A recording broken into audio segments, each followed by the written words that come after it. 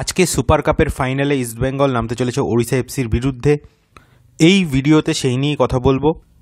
এই ম্যাচে East Bengal coach Carlos কোয়াদ্রাট এবং ওড়িশা এফসির কোচ সার্জিও লোবেরার একটা ট্যাকটিক্যাল ব্যাটেল অবশ্যই হবে, কিন্তু শুধু ট্যাকটিক্সের উপর দাঁড়িয়ে কিন্তু এই ম্যাচের ভবিষ্যৎ নির্ভর করবে না, তার সাথে সাথে মাইন্ড গেমও কিন্তু একটা বড় ভূমিকা নেবে এই ম্যাচে। ইস্টবেঙ্গলের ক্ষেত্রে কিন্তু মূলত টিম গেমটাই একটা বড় ভরসা। টিমের প্রত্যেকটা প্লেয়ার একটা ইউনিট হিসেবে কাজ করার চেষ্টা করছে। আর অন্যদিকে ওড়িশা এফসির কিন্তু এরকম প্লেয়ার আছে যারা ইন্ডিভিজুয়াল ব্রিলিয়ান্সে একটা ম্যাচের রং বদলে দিতে পারেন। ওড়িশা এফসির প্রত্যেক বিভাগেই কিন্তু এরকম খেলোয়াড় রয়েছেন। ডিফেন্সে এরকম মটদা ফল, মিডফিল্ডে আহমেদ জাহু হোক বা পাপুইতিয়া, এছাড়াও আইস্যাক রাল্টে, সাই গোডার তো রয়েছেনই, এবং ডিয়েগো মরিসি এবং রয় কৃষ্ণা, এনারা কিন্তু টেরিফিক ফিনিশার। একটা বা দুটো সুযোগে কনভার্ট করে দিতে কিন্তু এদের জুড়ি নেই। তো সেই জায়গা থেকে এই ওড়িশা এফসিকে হারাতে হলে ইস্টবেঙ্গলকে কিন্তু খালি ট্যাকটিক্যাল ফুটবল খেললে হবে না, প্রত্যেকটা প্লেয়ারকে কিন্তু নিজের 100% দিতে হবে, এবং ম্যাচে কিন্তু একটা ছোট ভুলও খুব বড় একটা ডিফারেন্স গড়ে দিতে পারে। ইস্টবেঙ্গলের যেরকম সেট পিস একটা বড় অস্ত্র, সেট পিস থেকে ডাইরেক্ট ফ্রিকিকে গোল করার ক্ষেত্রে ক্লেটন সিলভা হন, বা একটা সেট পিসের ক্ষেত্রে বক্সের মধ্যে মুভমেন্ট করে গোল করার ক্ষেত্রে হিজাজি মাহের হন, সেরকম যেরকম খেলোয়াড় ইস্টবেঙ্গলের কাছে রয়েছে, মুম্বাই সিটি এফসিরও কিন্তু এরকম খেলোয়াড় রয়েছে। আহমেদ জাহু ডাইরেক্ট ফ্রিকিক থেকে গোল করতে পারেন, আর অন্যদিকে মটদা ফল কিন্তু বক্সের মধ্যে ফিনিশ করতে ওস্তাদ। এছাড়া ডিয়েগো মরিসি ও রয় কৃষ্ণার মতো স্কোরাররা রয়েছেন। তো সেই দিক থেকে দুই দলেরই কিন্তু সেট পিস থেকে গোল করার একটা সম্ভাবনা যথেষ্ট রয়েছে এই ম্যাচে। ওড়িশা এফসি যদিও এখন পর্যন্ত এই সুপার কাপে ওপেন প্লে থেকে খুব একটা গোল কনসিড করেনি, তবে তাদের ডিফেন্সটা কিন্তু খুব একটা স্ট্রং না। বিশেষ করে রাইট উইংয়ে আমায় রানোয়াডে বা লেফট উইংয়ে সেটা আজকে ভিঘ্নেশ দক্ষিণামূর্তি নামুন বা জেরি নামুন, যেই নামুন না কেন, ওই দুটো দিক দিয়ে কিন্তু ইস্টবেঙ্গল ডমিনেট করতে পারে। ইস্টবেঙ্গলের কাছে এরকম প্লেয়ার রয়েছে উইংয়ে যারা কিন্তু ভালো পেসে উইং দিয়ে অপারেট করতে পারেন, যেরকম নন্দকুমার শেখর, পিভি বিষ্ণু তো রয়েছেই। এছাড়াও এই ম্যাচে কিন্তু নাওরেম মহেশ অ্যাভেলেবেল রয়েছে, আর অন্যদিকে কিন্তু গত ম্যাচে ভালো পারফর্ম করা সায়ন ব্যানার্জিও রয়েছেন। তো উইংয়ে ইস্ট বেঙ্গলের প্রচুর অপশনস রয়েছে, যেটা দিয়ে তারা এই ম্যাচটা কিন্তু ডমিনেট করতে পারে।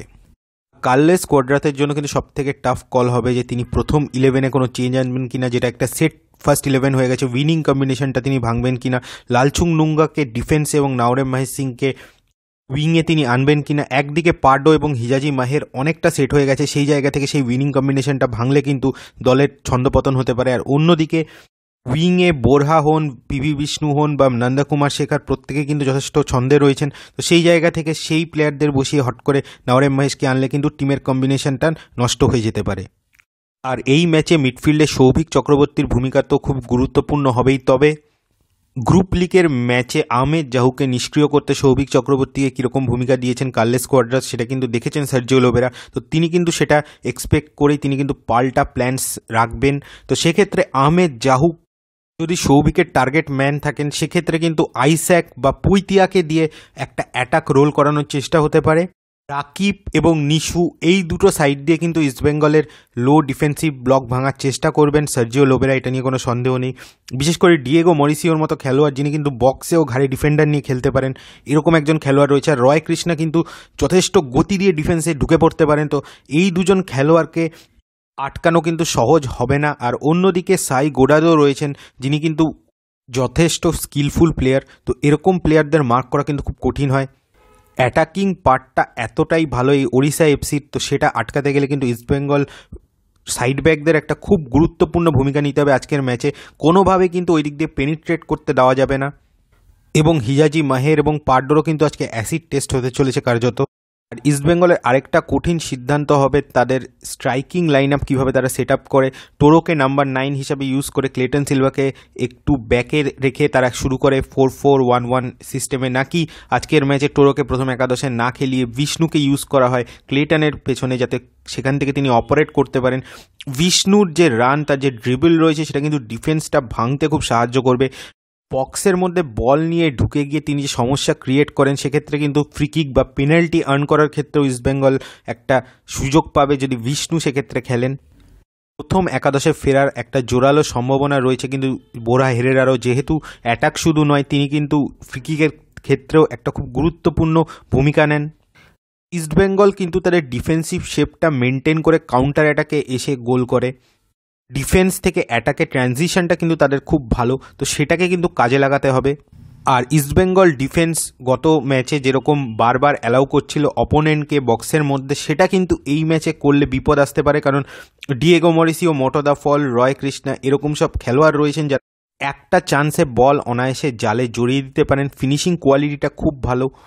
এছাড়াও সৌভিক চক্রবর্তীকেও কিন্তু এই ম্যাচে মাথা ঠান্ডা করে খেলতে হবে। আহমেদ জাহুক সাথে খুব একটা কলিশনে গিয়ে কার্ড দেখে ফেললে কিন্তু দলের বিপদ হয়ে যেতে পারে। আর অন্যদিকে বক্সের আশেপাশে বা বক্সের মধ্যে কিন্তু ফাউল না করে কিভাবে খেলা যায় সেটা ইস্টবেঙ্গলকে চেষ্টা করতে হবে, কারণ ফ্রিকিক এবং পেনাল্টি দুক্ষেত্রেই কিন্তু ওড়িশা এফসির কনভার্সন রেট খুব ভালো। আর শুধু ফ্রিকিক থেকে গোল করার ক্ষেত্রে নয়, ফ্রিকিক ডিফেন্ড করার ক্ষেত্রেও কিন্তু খুব একটা বড় ভূমিকা থাকবে ইস্টবেঙ্গল ডিফেন্ডারদের, বিশেষ করে যাদের যথেষ্ট হাইট রয়েছে, হিজাজি, মাহের, পার্ডো, এদের কিন্তু খুব একটা বড় ভূমিকা থাকবে। ফ্রিকিক থেকে বক্সের মধ্যে যদি বল ভাসিয়ে দেওয়া হয় সেক্ষেত্রে এরিয়াল বলের ক্ষেত্রে ইস্টবেঙ্গল ডিফেন্ডারদের কিন্তু সতর্ক থাকতে হবে। খুব ইজিলি পজিশন দেওয়া চলবে না, আর অ্যাটাকে কিন্তু ক্লিনিক্যাল হওয়াটা দরকার হবে, কারণ যেই দল অ্যাটাকে ক্লিনিক্যাল হবে সেই দল কিন্তু এই ম্যাচে ম্যাক্সিমাম অ্যাডভান্টেজ পাবে।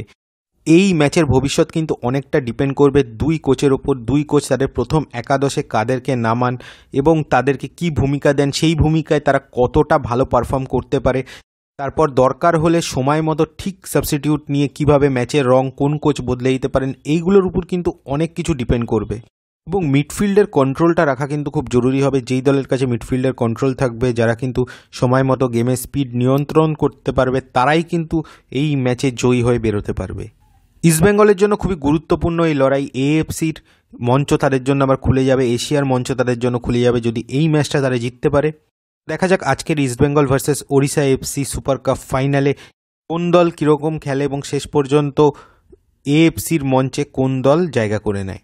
তো এই ভিডিওটা পর্যন্ত রাখছি। ভিডিওটা ভালো লাগলে অবশ্যই লাইক, শেয়ার এবং কমেন্ট করবেন, এবং যারা আমাদের চ্যানেল নতুন এসেছেন বা আমাদের চ্যানেলটিকে এখন সাবস্ক্রাইব করেনি তারা প্লিজ আমাদের চ্যানেলটিকে সাবস্ক্রাইব করে দেবেন। চলুন এখনকার মতো টাটা।